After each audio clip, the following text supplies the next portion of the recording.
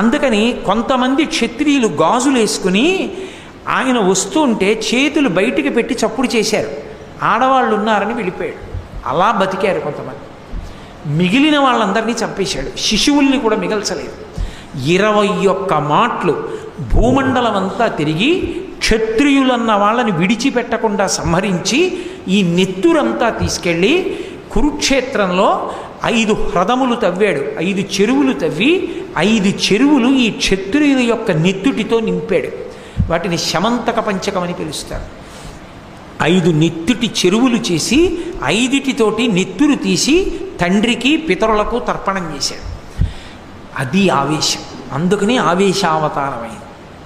అంత ఆవేశాన్ని పొందినటువంటి అవతారం దాని ఉద్ధతి అసలు దాని గురించి చదవడం, దాన్ని ఊహించడమే చాలా కష్టంగా ఉంటుంది.